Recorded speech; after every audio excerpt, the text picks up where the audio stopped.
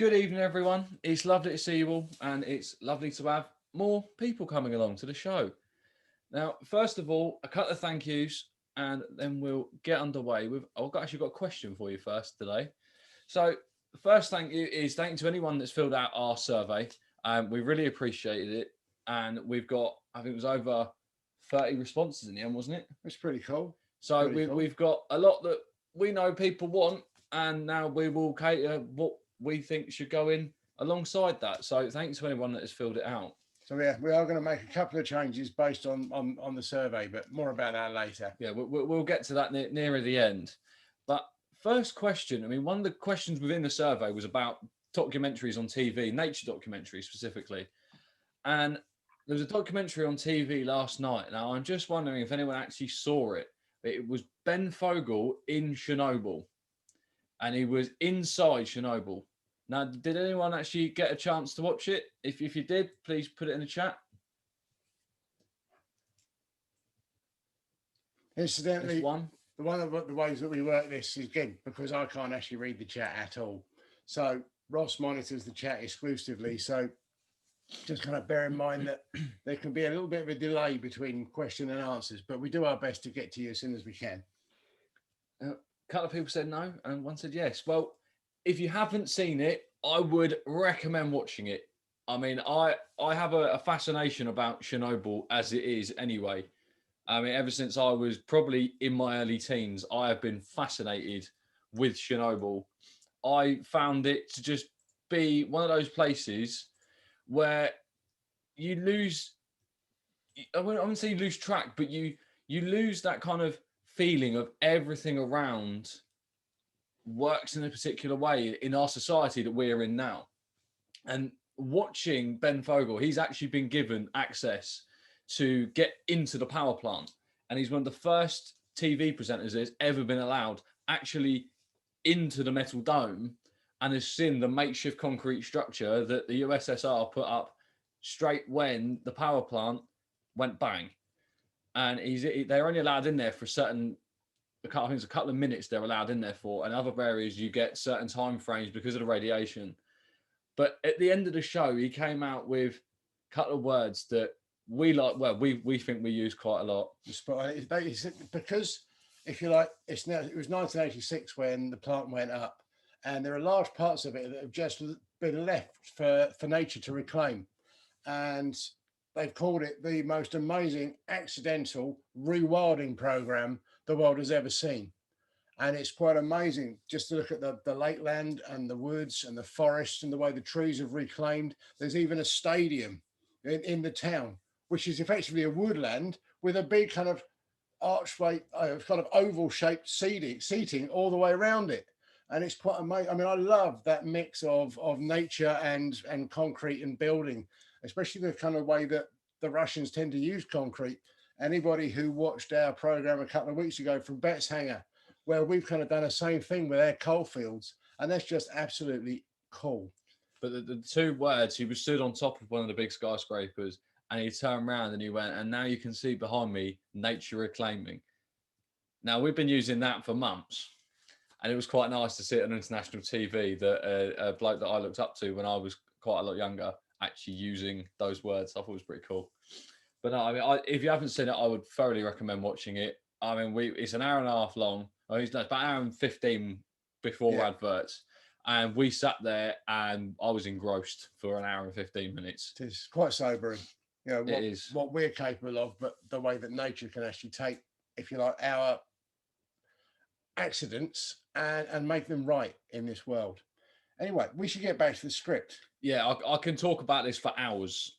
Like, me and Chernobyl are a whole show in itself almost. Yeah, we can spend as long talking about the program as the program. So we're going to crack on. Otherwise, that's what will happen. So we normally start off our shows where they're kind of an observation from the outside on wildlife. And we've been talking over the last, I think it's 6 weeks, about the routine that I actually run through of a morning. So what I'm actually going to do today is quickly just combine and squash those two together, because today was, if you like, just an overview of the routine that I have, which works for me. I'm not saying it'll work for everybody, but it's a case of finding a way of just helping to establish a little bit of kind of well-being and mental stability for yourself, which I think in this world is vital, to be honest. So just as a recap, what I've been doing is I usually get up at 5 o'clock in the morning. And I know some people say there's 2 5 o'clocks. Well, there's one in the morning. And I'm usually out with the dogs for about 5:30, 5:45. And when I'm out with the dogs, I basically, I have a kind of a prayer, a kind of mantra. I actually say to the world, I go through all my gratitudes, all those things about this world that I am grateful for, that I am really, really pleased. And that's the way, just things like the world itself, the fact that I have air to breathe, the fact that I have fantastic views, that there is fantastic wildlife about me, the fact that I have an amazing wife, quite a happy, handsome son, the fact that I have a really cool bed to sleep on. I have a fantastic house with the most amazing garden. All of those things. I have a job. I have a career. I get to live the way I want to live my life. And I say thank you for those things. I shout it out to anybody who actually, well, isn't listening, but to the world, because I believe there is something out there that is listening. When I come back, I have an exercise routine that I go through, and we had a look at that. And I do go through that. And there's 2 or 3 different things I do. One that I invented, just some basic physical exercises. And I've been doing some of the Chinese Qigong stretching exercises, which really, really work. And it was quite noticeable when we went through to do the filming of those that Ross actually said, "Hey, Dad, your posture ain't half improved." So that's got to be a good thing. When I've got to the end of that, I sit down. I've got a book about everyday nature. There's observations in there for every day of the year, which is really cool. There's one I haven't read yet for the 29th of February, but I think in 3 years' time, I'll get to that one. I read the Tao Te Ching. That's a Chinese book of philosophy, but written by a bloke called Lao Tzu, 2,500 years ago. But the observations were bang on then. And you know, they're absolutely bang on now. And from that, I'll go outside and I'll meditate for a little while on whatever's stood out for me in the book. Because when you go outside and you meditate and you try, you know, it's about stopping your thoughts controlling you rather than controlling your thoughts. But that's when you actually engage. You open up to all of those worldly things that are around you. But one of the things that I think that really stands out with that is consistency. Whatever you do, if it works, always do it. Keep doing it. If you look at the world around you, everything that's out there follows a pattern that works for it. And it's the same for us. Whether that's a business practice, a lifestyle practice, if you want to see some results, stick with it. Be consistent all the way through, from beginning to whatever that end might one day ever be. Consistency. Amazing word. Right. Well, after that, we're moving on to our first video of this evening, which originally was going to be a 1-part video, then turned into a 2-parter, and now it's turned into a 3-parter. So this here is our trip to Stodmarsh. Now, we filmed this because we're upgrading the show as much as we possibly can. We took our new camera with our new equipment, and this was the first set of videos we ever shot with it. So we'll play you part 1. Enjoy.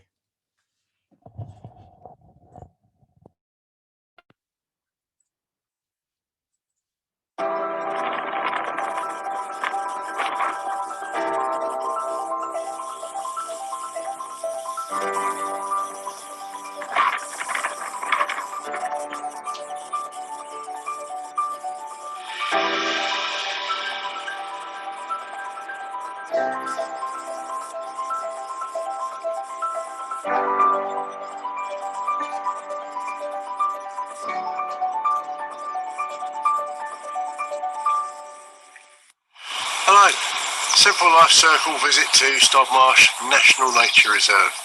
This place is a fantastic jewel in our country's heritage, if you like, in our natural heritage. And it's amazing because it's a fantastic mixture of lakeland, of wet marshland, reed beds, of managed woodland, some of which is coppiced, some of which is getting on for ancient. But it's a miracle because it's actually man reclaiming an area of land that we have mined extensively throughout the 20th century. during the lead up and since the Second World War, an awful lot of gravel was extracted from the ground at Stodmarsh, and further along at Westbere, there are still mine workings, surface mining at Westbere.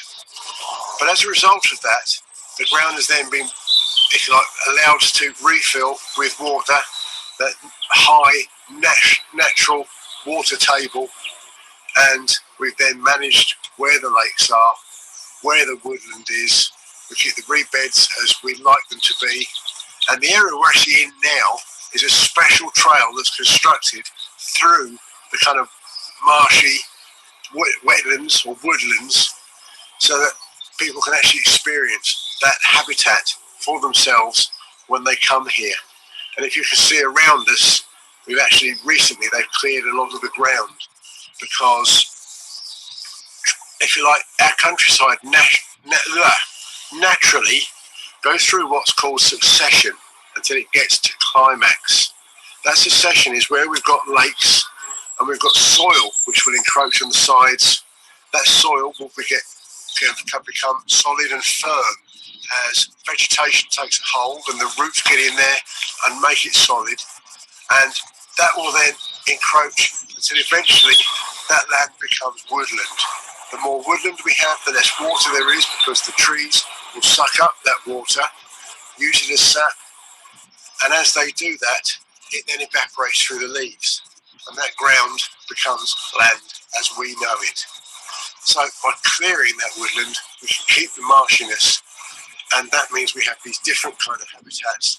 That will give us the wide number of species of birds, plants that we actually get here at Stodmarsh.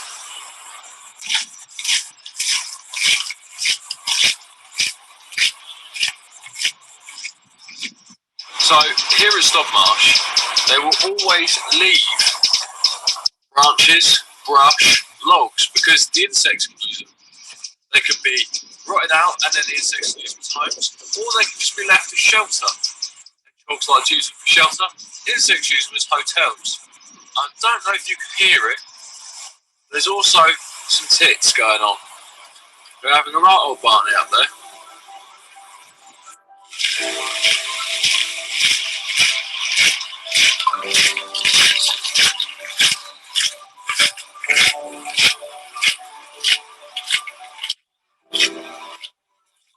Really good example of just how marshy the ground is here.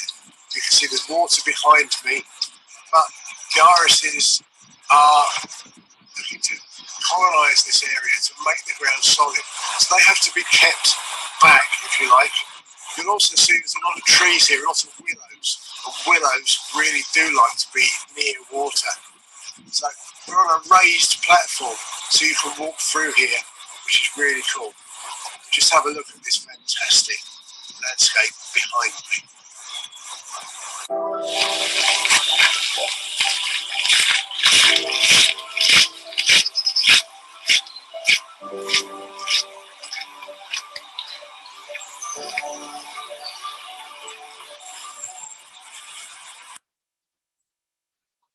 Now, there is part one of our Stodmarsh trip.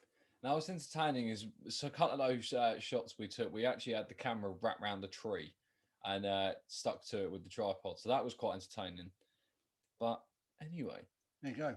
So Ross has been doing a kind of a section from time to time based on the star constellations. And again, we've rejigged that slightly so that we are always talking about a constellation that's actually in the sky. And today you're going to be talking about... Bring it up on the screen. How about that? So today we are talking about Virgo. Now, I've rejigged it because previously I was just going to go through the star signs in their order, in the way that we see them now, as in traits of people and what star sign you were born under. But that doesn't actually follow the same system, I suppose is the best word for it, as what actually goes on up in the sky every night. Now, so we've rejigged it and we've changed it. So whatever is in the sky, we're going to talk about it. And there won't be weekly, there'll be monthly or maybe 2 monthly throughout the year. But then it means you can actually go out and see it. So this is Virgo we're talking about tonight. Now, Virgo can be seen in March and April in the northern hemisphere, but it's actually in the sky for the longest time between 1990 and 2062. Now, it's only in the sky because of that. Because if you think where the sun is and where we're tilting on our axis, it's changing. So every set amount of years, the next one will be in the sky for the longest amount of time, whether that be Pisces, whether that be Capricorn. There's never really an obvious way to tell. It's each time there's just another set one that's in the sky for just a little bit longer. We're not talking like weeks or months, we're only talking a few days. But at current time, this is the one that's in the sky for the longest. So you don't actually get to see them in the sky when they represent our birth signs? No. Because Virgo is September. Yes, you don't. They're done differently. Which is that because everything's moved since they first sort of thought this would be really cool to have a star signs? Probably, I would imagine so.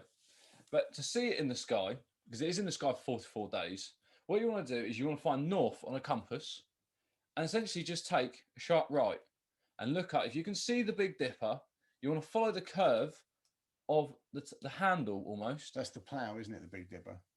Yes. For us older folk. Majority of people, it's called the Big Dipper. And you follow that down and you will find the Virgo star sign. Now, so just as a point, if you're not sure where north is, the sun rises in the east. So if you know where the sun rises when, well, in my case, after I've got up, but whatever time you get up, and that's east. So to find out, in fact, that's where Virgo will be, isn't it, in the east? Because if we're talking about facing north and turning all of a sudden kind of right, yes, a bit like Last of the Mohicans, yeah, then that's east. So it's actually looking where the sun comes up in the morning. Yeah. Well, there is our star sign, well, probably for the next 2 months.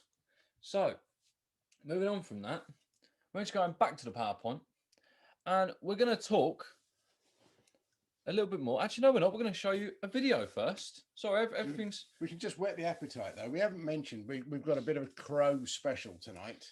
There's 2 reasons for that, and we're just going to... So we're going to be talking about the different crows that are in this country. We've got a big announcement to make later, which is really cool as well. But we're going to have a challenge. You see, the crows apparently are named onomatopoeically.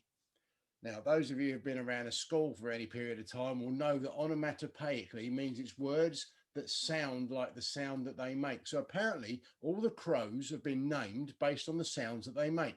So we're going to talk a bit about the crows, and then we've got a quiz for you. So if you need to grab a pencil and paper at any point, we're going to ask you to try and guess which sound comes from which crow.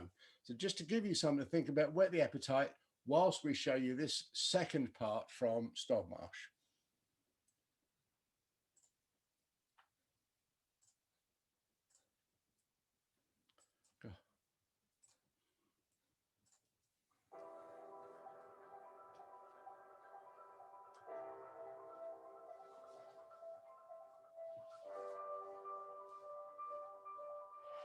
When you're in a nature reserve of any kind, quite often the most amazing places to spend a little bit of time and just wait is where you've got a dramatic change of habitat from one type to another type.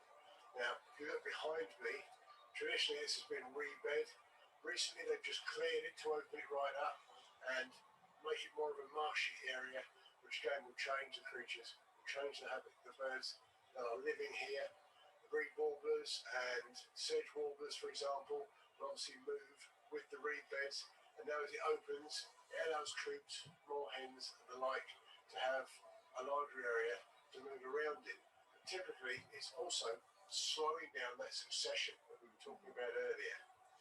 So, a clear example of that change in habitat is the bed that you've just seen, which comes around, and behind me you've got that kind of semi-marshland woodland area. A lot of the trees in here are willows. You said they like that, to have their feet in water almost. No leaves at the moment, but you can actually tell they're willows because of all the catkins that are there quite clearly at the moment. There's also a lot of ivy. You can see the ivy behind me as well. But if you actually look at where that changes, quite often you'll see birds flitting in and out of cover to find food, back into cover, or to find nesting materials. Always a good place to look. And also, if they're attacking posts, fence posts, anything like that, quite often you'll find birds are actually sat on them.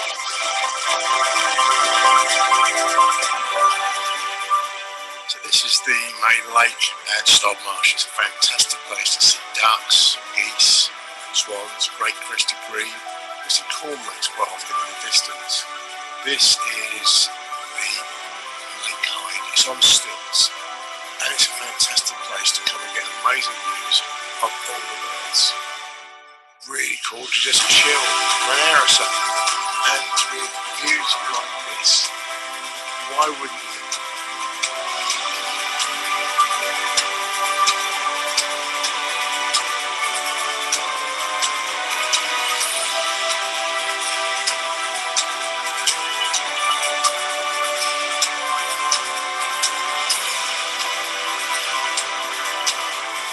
Now, the birds you see flying above us here are cormorants. During our time at Stodmarsh, we saw hundreds of these birds flying over our heads. But in this country, we have two types of cormorants. You have the cormorants like you see here, and we also have another type of cormorant called the shag.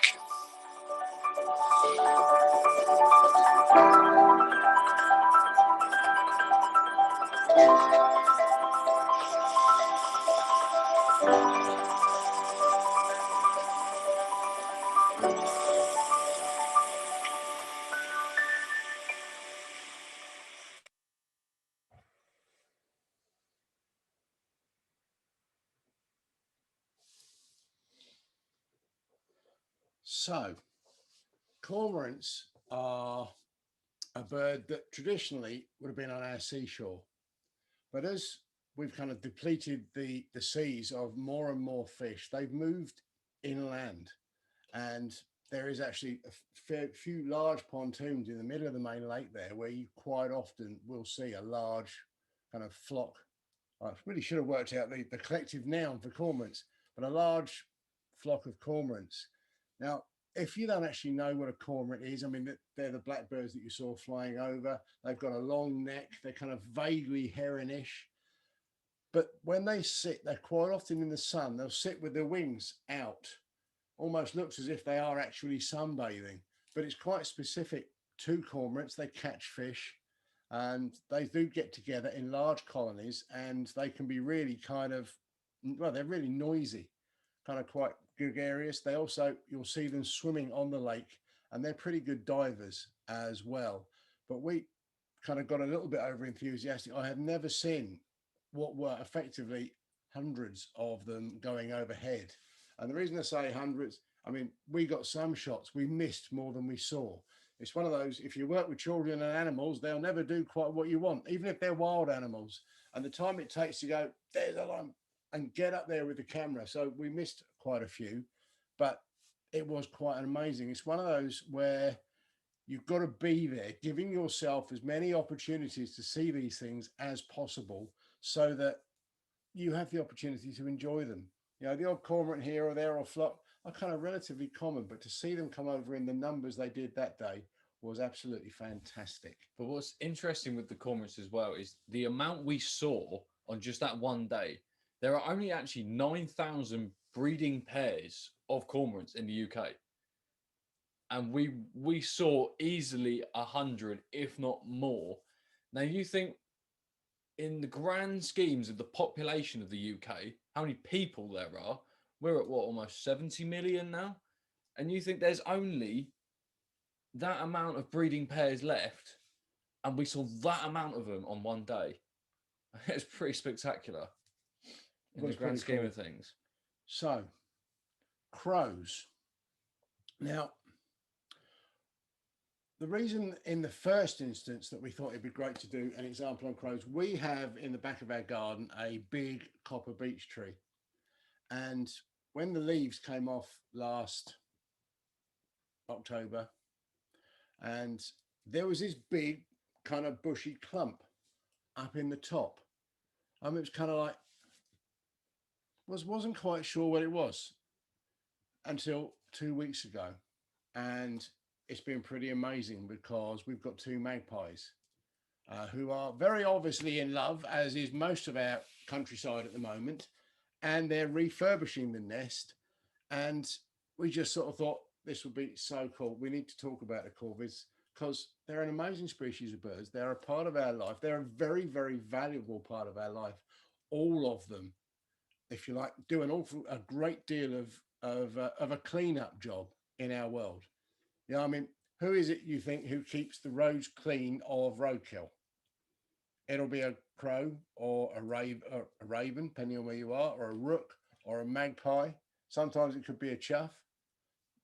It's these birds that actually get out there and keep our roads clean. So just imagine if we didn't have crows, what our roads might well be like. So anyway, we're going to run this PowerPoint and we're going to talk our way through them. So the first one we're going to talk about right now is the crow. It's possibly the one that we all think about when people say crows. It's the one that gives its name almost to the whole family. They're actually called Corvids, and the crow is Corvus corvus. Now they're usually solitary birds, unlike rooks, which are very, very much more family and group orientated, but they stay pretty much solo. They'll pair up for obviously the mating season. Then the nests of a crow, when you see it, they are kind of usually in a neck of branches. So there's a solid big kind of tray, if you like, that they sit there and make their nest on. And they'll have generally one youngster a year.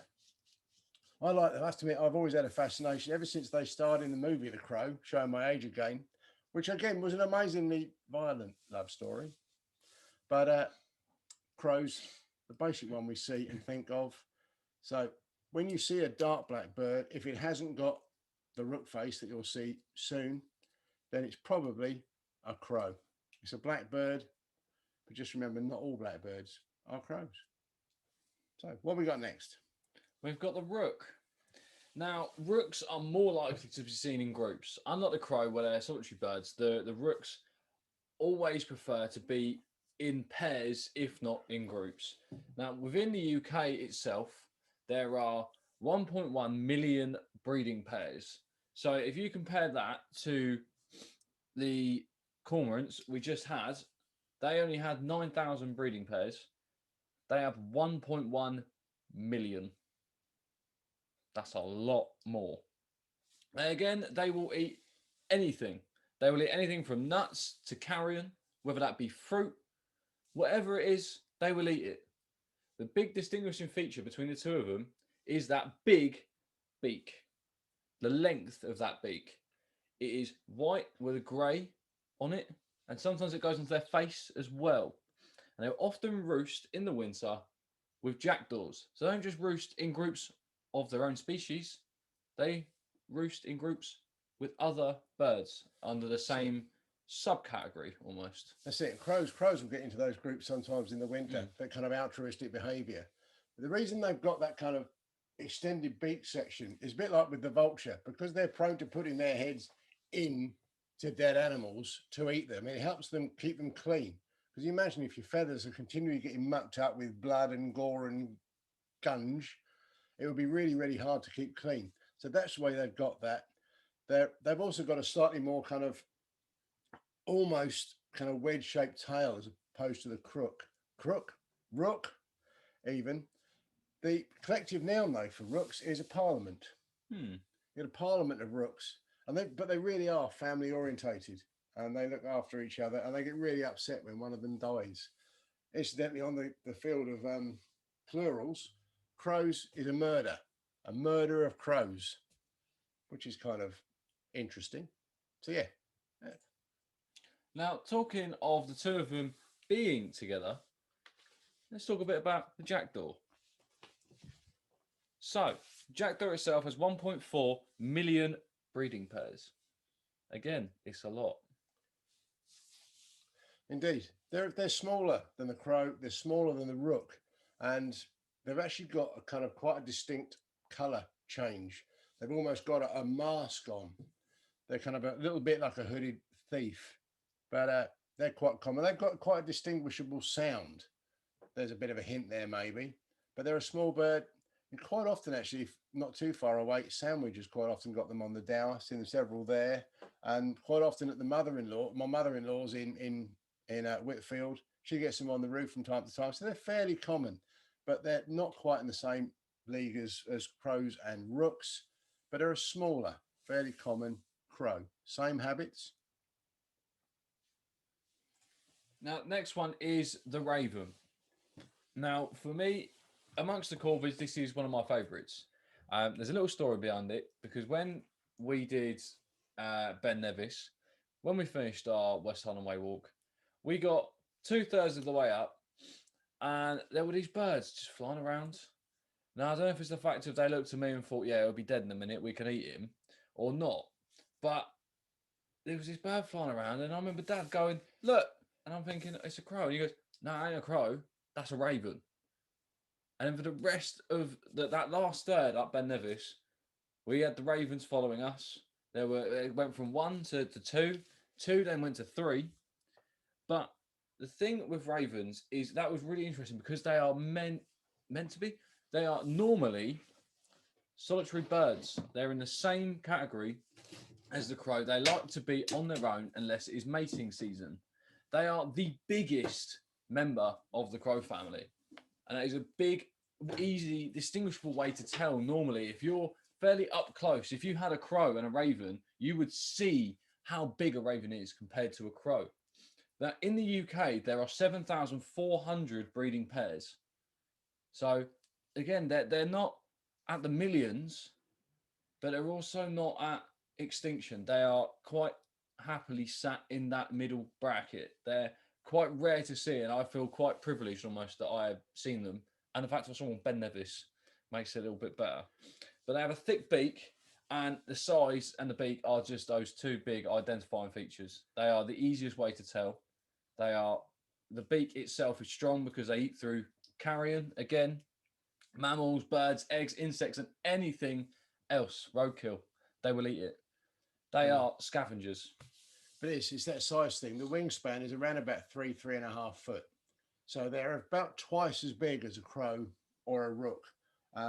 There are some at Kingsdown and 1 or 2 other places locally, but the best places probably to see them is at Wildwood, just outside Canterbury. They've got a couple in them with a cage, which possibly should be bigger, but it does at least mean that you can see those that are there. And anyway, they're amazing birds. I absolutely love them to pieces. So, magpies. I like magpies. I don't care if I see 1 magpie or 2 or 3 or 4 or 5. The poem is tosh. 1 for sorrow, 2 for joy, 3 for a girl, 4 for a boy, 5 for silver, 6 for gold, 7 for story never to be told. Can't remember the rest. No, but even so, they are big. Actually, they're not big at all. Having watched them quite closely over the last week, if you compare them to the size of the average pigeon, they're actually quite small birds. It's the fact they've got that long tail, which makes us think they're actually bigger than they are. But I just love that blue sheen in the back. I love the black and the white. They're almost kind of, I read something the other day, that they used to be known as tuxedo birds. But they are, I just love that bold aspect to their character. You know, they just get up and they stand up and they do their thing, and they're not fussed about whatever else is around them at all. You know, they just really do. But there's around about 600,000 of them in the country. So again, not short of a few. They do tend to get in groups, but mostly you do see them in pairs, which I think is why people go, oh, 2 for joy, because we like a bit of superstition in our human little world. But it's amazing to see them at the moment in the garden. And they actually, unlike the rest of the crows, they actually have a roof on their nest. So their youngsters can actually grow up, you know, in the nest without getting wet every single time. And it's been great fun to watch them refurbishing that nest and just quite obviously enjoying each other's company. And as humans, and we love to anthropomorphize, which is basically put what we feel onto animals, even if it's complete rot. But they look like they are thoroughly enjoying each other's company and building the nest. And why not? Because all of the crows are seriously intelligent birds. You know, they are probably one of the most intelligent creatures on this planet after us. And obviously, we like to think we're seriously intelligent, but crows are as well. But magpies, I love. You know, you've got two of them. There's balance. What more could you like? Talking of two and balance, do magpies pair for life? I believe they do. It's one of those. I just think they do. We'll have to investigate whether or not that's actually fact. But I would think it's fairly likely. But we'll see. What time of the year do magpies give birth to their young? I would imagine that the same as the majority of birds, they're pairing up now. They will have young in the nest, I would think, within a month. I'd imagine that they did a lot of their actual kind of courtship and actual mating would have been probably a month or so ago now. Because if you think about it, just imagine actually inside your body.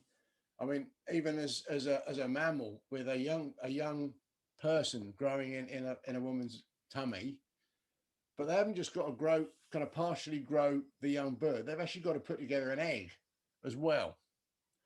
So they have to have been mated for a little while now, and the young will be hatching in the next 3 to 4 weeks, I would think. Well, the next one is Chuff.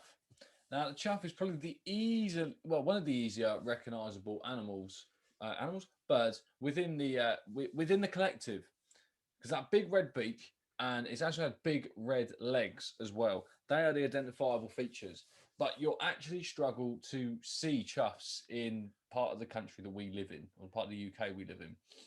Predominantly, you find them in the west of Britain. Not entirely sure why they only chose to live in the west, but you will only find them in the west. They don't travel. And the Highlands. And in the Highlands as well. But you'll never really see them wild around here. They're not wild to the east, to the southeast especially. But that may come down to the reason there is no mass breeding around here. In the UK itself, we're not talking millions, we're not talking thousands, we're only talking hundreds. Now, in the actual mainland of the UK, there is only 250 to 350 breeding pairs.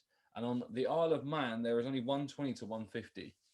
Now, that just shows how little amount of chuffs we have in the UK and on the Isle of Man.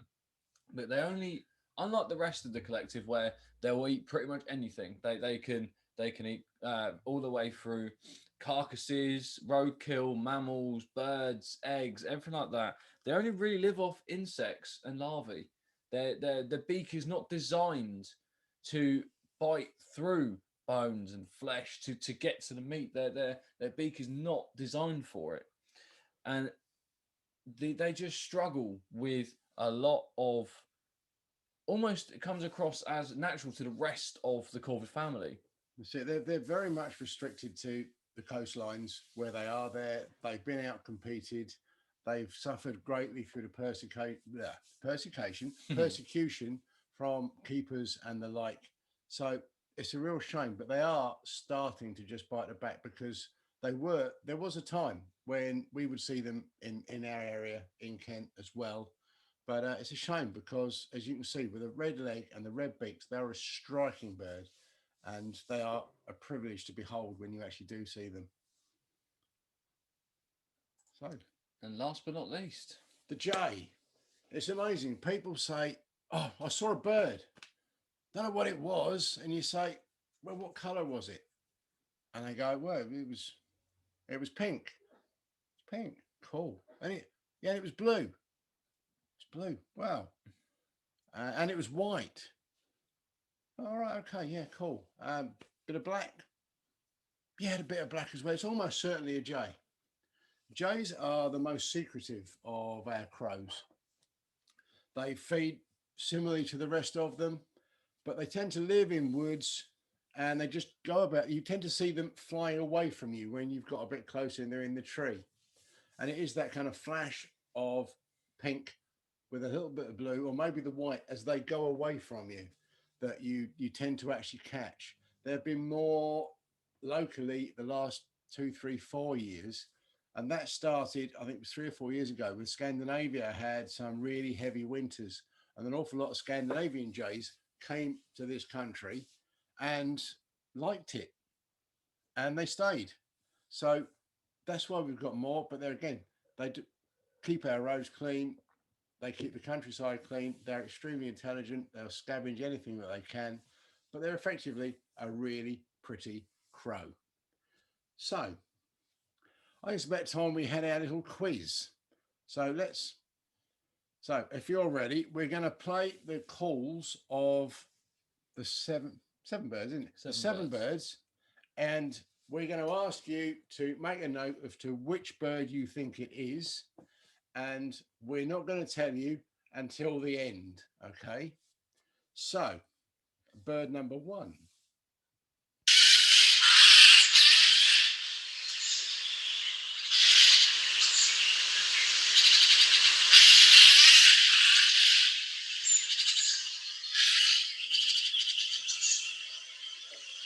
So remember, they've been named after the call they make. Obviously. And bird number 2.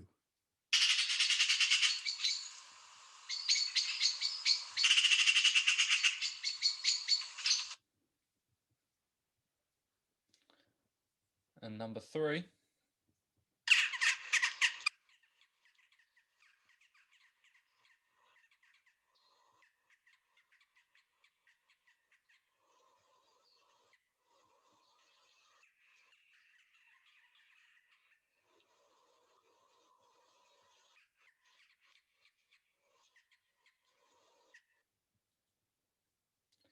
Number 4.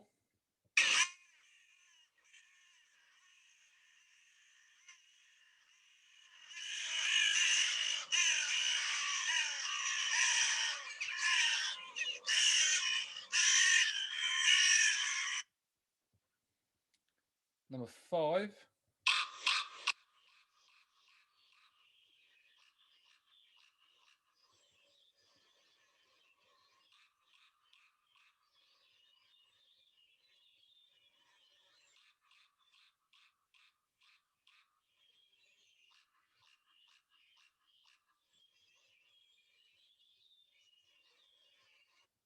Incidentally, we borrowed these from a very, very well-known organisation that knows a lot about birds, so we know they're all exactly right, even if we don't agree with it. This is number 6.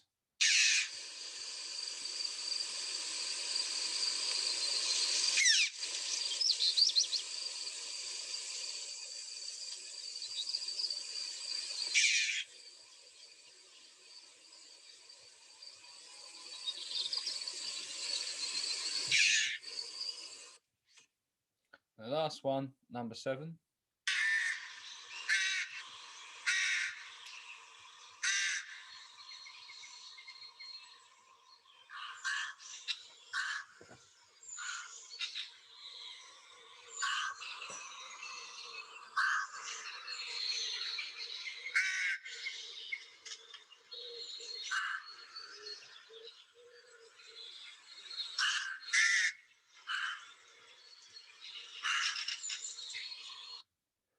Would you like to hear any of them again? If you would, please put it in the chat and I will play them again for you. After all, we know that people in quizzes like to have the questions again. No? No, nothing. No? Cool. Then would you like to put your answers to number 1 into the chat, please? So sorry, Jude, if you're a bit late. So, what does everyone think number 1 is? God. Is this? Oh, here we go. 2 for Jackdaw. 1 for Crow. I'm no good at these things. I'm afraid that wasn't one of the answers. Chuff. Well, the answer was the J. It was the J. I don't think it sounded like it was going J. No, No. neither do I. I think it's a. Well, let's see about number 2 then. What do we think for number 2?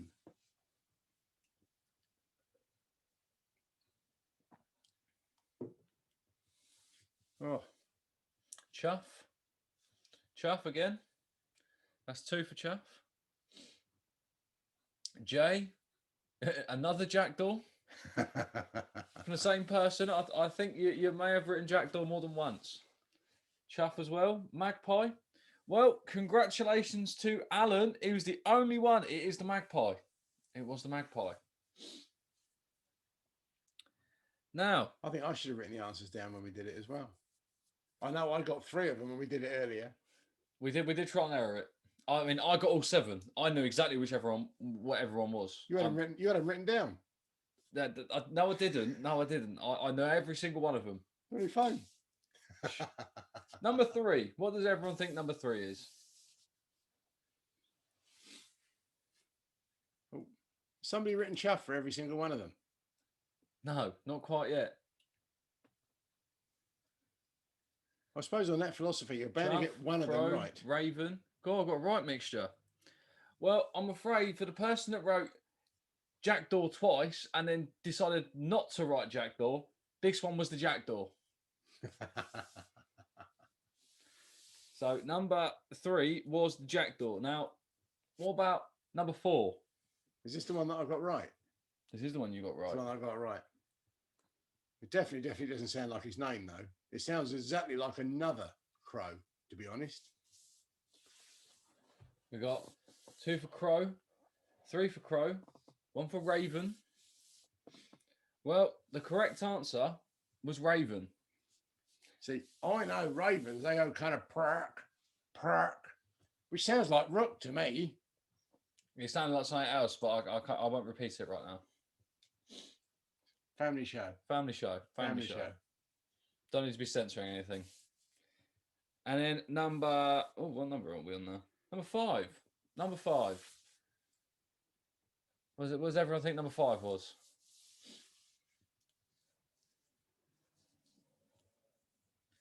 This was the crow. It was a crow. So everyone that has written crow 4 or 5 times. I have been noticing, especially David. I've seen crow come up multiple times. And the last second to last one. What does everyone think the second to last one was? There's only 2 left now. I can promise you it wasn't a cormorant.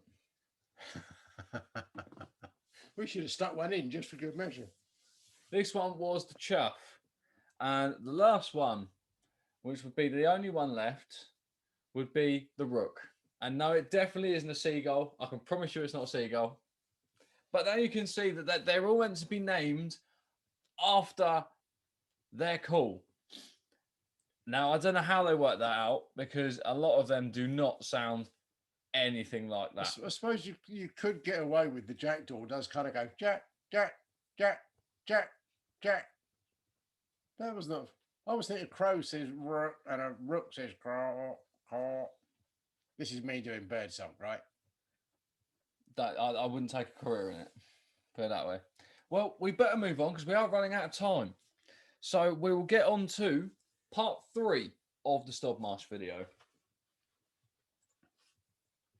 Yes, we hope you enjoyed that little bit of a. Maybe we should have done the same when we did the thing on the tits. We could have done. Anyway.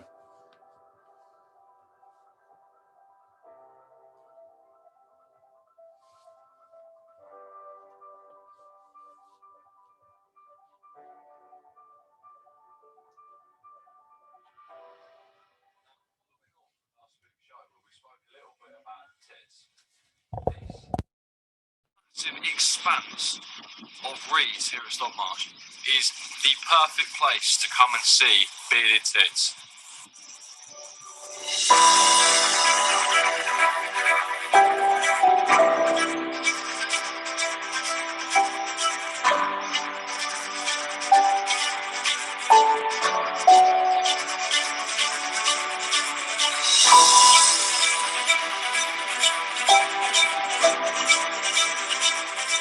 Walking along the path, and just saw this, what I thought was almost a footpath off the side of the main drag.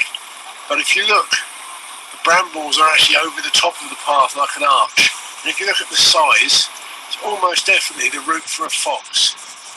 So it's one of those, keep your eye open for what's there. I was hoping there might be some fantastic footprints, but unfortunately they've all been walked out by people. The sun's out today and there's a lot of people around Stodmarsh. But have a look around you, because animals will leave evidence of themselves everywhere.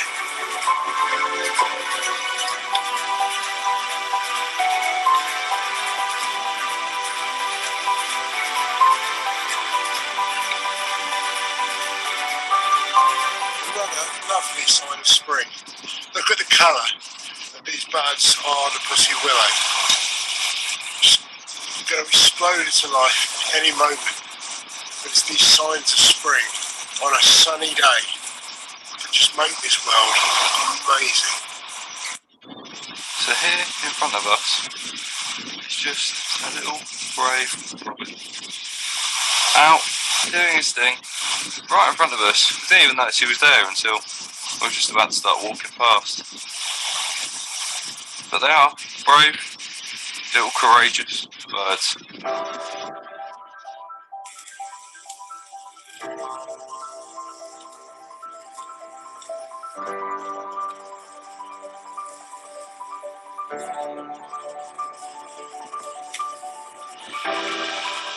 So, everything's a long way away at the moment. You can just see two swans, or at least you can see their bottoms. Swans like water that's not too deep, so they can upend. With their long necks, they can then reach to eat algae and various other plant growth that's on the bottom of the water. And you can tell roughly how low or how deep the water is, because it's about the length of a swan neck and his body, so probably a couple of feet deep. Come round and you can just see the white of some pochard ducks, and here some black and white ducks, and they're tufties. Now again, tufted duck are diving duck, and quite often where they're sitting on the water is up to a metre or so deep. Now it's quite obviously a really handy thing to know your ducks, because that can give you a really good idea of just how deep the water is in front of you. Here is a coot with that distinctive white patch at the front of the face, which we've spoken about before. I don't know if that ball is a coot, but certainly bold is a coot.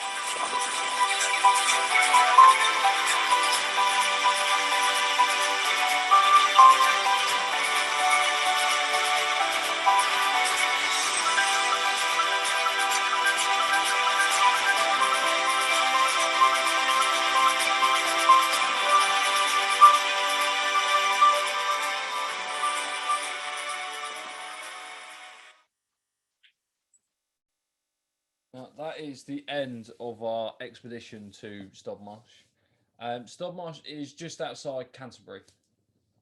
It can be tricky to find. The signposts are quite wild, but on the whole, it is not too bad. It's just outside of Fordbridge, If you go take the Stodmarsh Road out of Canterbury, you get into the village. Basically, the entrance to the National Nature Reserve is right by the Red Lion pub. Okay, that's the Red Lion pub. It's not signposted. As you go into the village, if you come in from Canterbury, the Red Lion is on the left and the track is straight past the Red Lion. And you won't actually see the sign until you've probably gone maybe 50 yards up the track. So it is open, it is public, but you've got to have a look as to where you're going to actually find it. So, but if you over that way, it's amazing. There are bitterns there, which we haven't mentioned, but you can hear them booming when they get into nesting time. You can get marsh harriers are there as well. But anyway, fantastic place. And if there's anything you want to know, that anything we've covered or half mentioned, then give us a shout. Anyway, we're coming towards the end. Now, if you've not been before, we hope you've really enjoyed this evening. And of course, anyone can come along to two shows as a guest and get a flavour of what we are. Now, based on the questionnaire that we've been doing and talking to people about how we're going to run it, we're changing our membership options just slightly, and the news will be coming out very, very soon.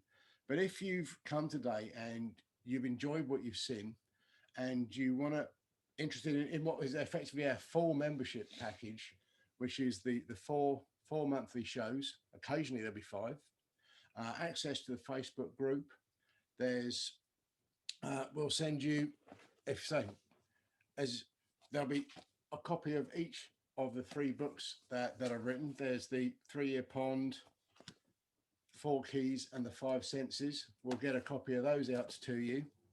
You also get 15% off the events. We'll be having experiences. Now the government's going to let us out and unleash us into the world again. We'll be running walks and activities and experiences outdoors through all year. Now, as a full member, you get to go to 2 of those free.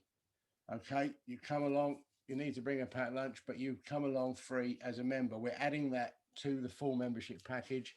And you also get 15% off, and this is a robin box, but we sell robin boxes, bat boxes, blue tip boxes, hedgehog boxes, bird tables, and you can actually even buy the kit that we're wearing. But you get 15% as a full member off everything that we sell or that we do. So if that interests you, that'd be cool. And right now that's £19 a month, which will be going up to 20 as in the next little while.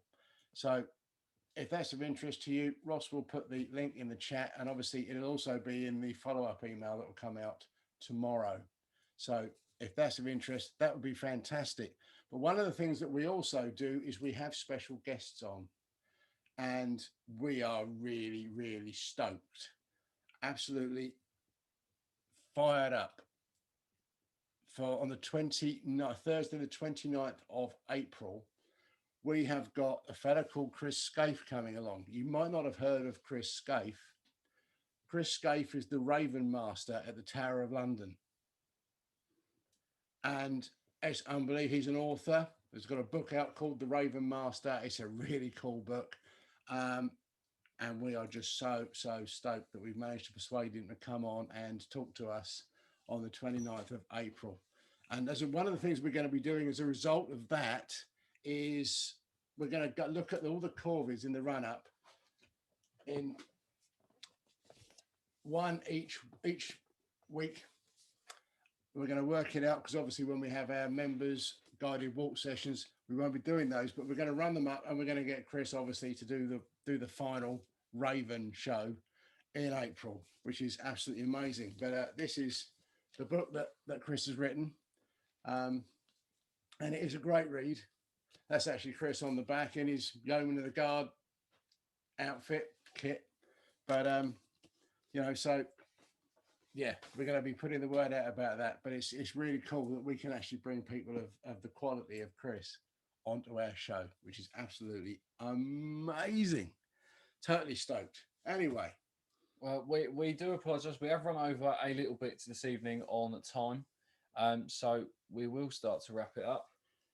It's brilliant. I look forward to the Chris chat. It will be amazing. We're really looking forward to it as well.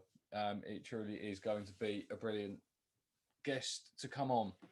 But thank you to everyone that has come along tonight. We've had a great time, and we hope you have as well. So I'll pass to Dad just to give some final words. Okay. I was talking at the beginning about consistency and routines that help, if you like, just day-to-day peace of mind and happiness. And if you have those routines and they work and they are consistent, one of the most amazing things that you can do for yourself is to actually learn to relax and be at peace. So that if you get news that isn't, we all have major incidences in our life. And it's amazing how if you are able to just withstand that news, that especially if it's devastating, and give yourself a whole day before you react. Have some peace, have some calm, because whatever works for you in your usual routine, if you do it consistently, it will give you peace the entire time. Have a really cool, peaceful week, and we hope to see as many of you as possible next week when we'll be having our show, which is based in the North Downs way near Jade's Crossing. So Goodbye, everyone. Oh, hello, little fella. We've got one of our co-hosts who's just come in to say hello. Anyway, thank you very much indeed, and have an amazing week. Catch you soon. Goodbye. Thank you, everyone.